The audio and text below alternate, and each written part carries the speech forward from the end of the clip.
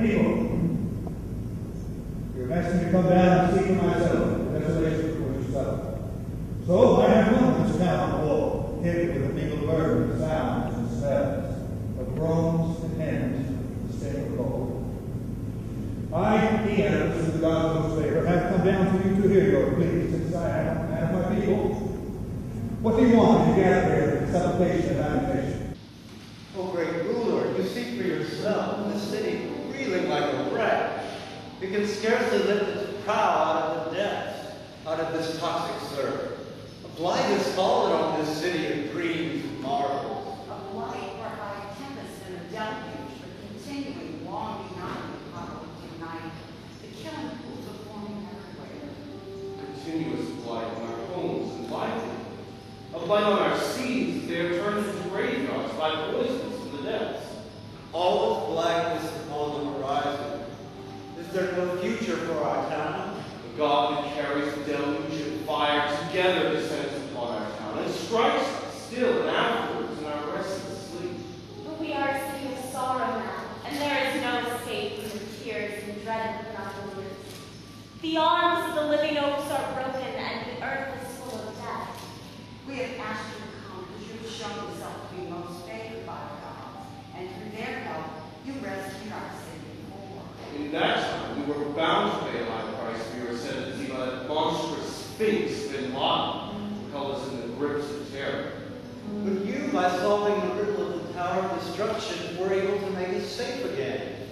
We know you were assisted by a god in attaining your victory, and so we come to you seeking that same assistance in this, our dark hour. It was said that what we did was not from knowledge we could give you, nor by virtue of any teaching. It was a God that aided you. Perhaps you will hear some word from a god or from a person, for you are skilled in gleaning from the council of both. The course which can solve this latest riddle of our catastrophe. Could it be we are being punished for sanctifying the love between men and the love between women? They are treated as equals here. Or maybe we've criticized too much the endless war of expanding empire, and thereby offended the war gods and gods of power. Are we to blame for this scourge? Our teacher Aristotle has taught us that all things under the moon have temporal causes, and that the effects that are wrought in the terrestrial realm can be attributed to sources, discernible by methods of the mind. If we have offended the gods through our own deeds, we want to know it. Find the source of our suffering, we implore you. Do you not think I feel the depth of your anguish deep within my bones? Can you imagine I could be separated from you for one moment? You come full of law. Yes, I have known the story before you told it only too well. I know your story. Yet there's not one of you, sick and destitute as you are, who is as sick as I myself. Your several sorrows each have single scope and touch, but one of you. My spirit groans for the city and myself and you at once. You've not roused me as a man to sleep. Know that I have given many tears to this, gone many ways wandering thoughts. We know indeed you share our sorrows. I have sent for the leader of my cabinet, Creon, brother of Queen Jocasta, so that he may consult with the homeland oracles in Delphi, bid me, that he may learn there with what act or word I might save the city. Alas, he returns anon. Lord Creon, my good brother, what is the word you bring from the god? A good word, for things hard to bear themselves, if in the final issue all is well, I count complete good fortune. What was the oracle? These vague words leave me suspended between hope and fear. In the interests of homeland security, should we not retire within? I speak it for all. I am tired of spinning out the public tales of subterfuge and evocative words that more hide than reveal truth. Now let all hear the words of the silver.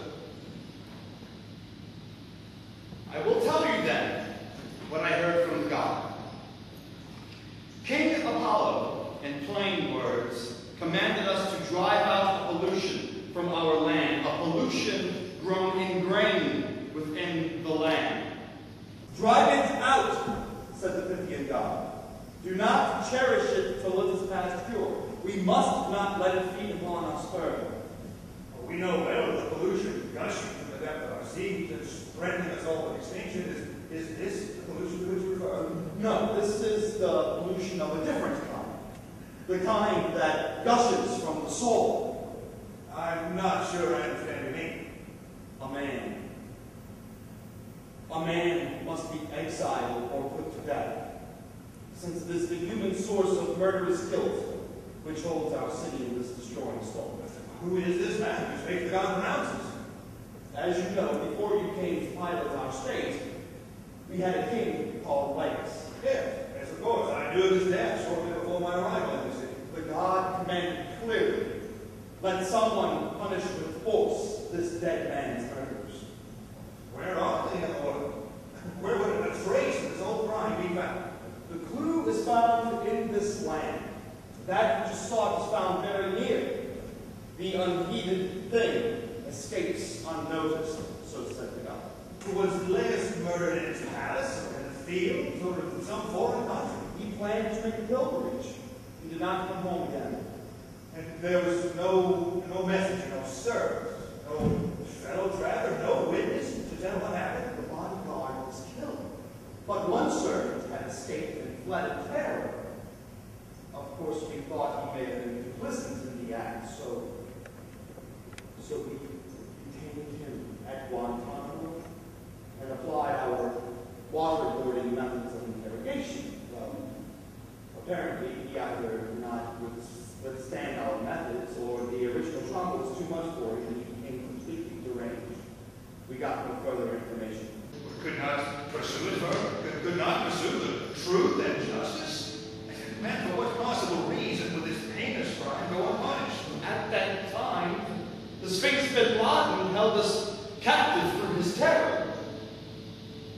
As you well know, since it was through your deliverance that we were free.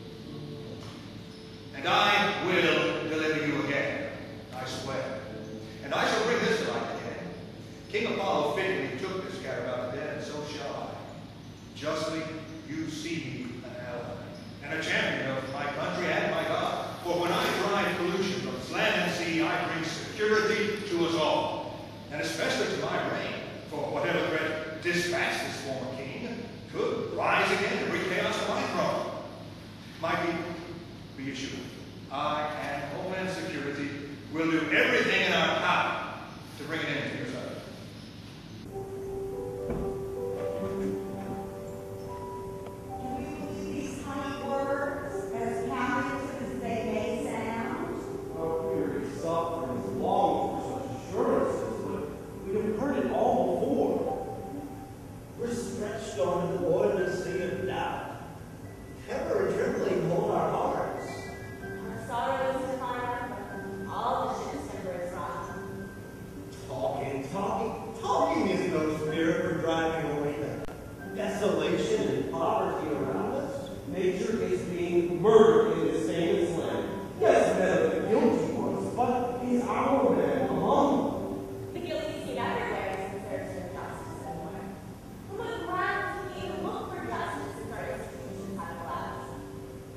You see every day the lives of refugees fleeing to ports north to safer, cleaner harbors.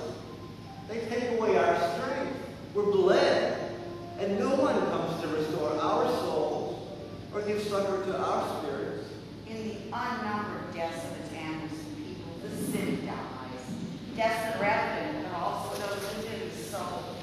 So many have perished from the effects of this cataclysm. The new generations of ideas are stillborn, and the babies lie dead on the naked earth, unpitied, spreading the contagion of gloom. Supplications to the healing God are blended with the anguished cries of loss. There is no clash of brazen shields, but our fight is with the war god. A war god ringed with the cries of men, a savage god who burns us all in foreign lands, robbing us of those slim resources we might use. Grant that he turn back to our shores and give way to Asclepius, the god of peace, the god of healing, that healing of our land and waters be our new devotion, and not this expanding empire. Smite the war god, Father Zeus, with your thunderbolt that we might perchance survive. We call upon the God who determines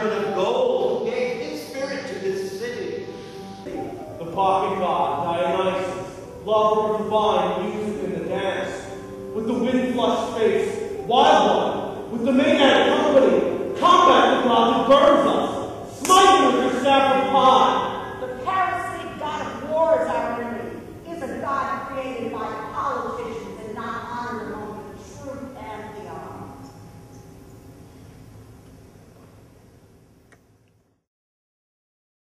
My people, hear my words, and hearing, welcome them, and fight for your city.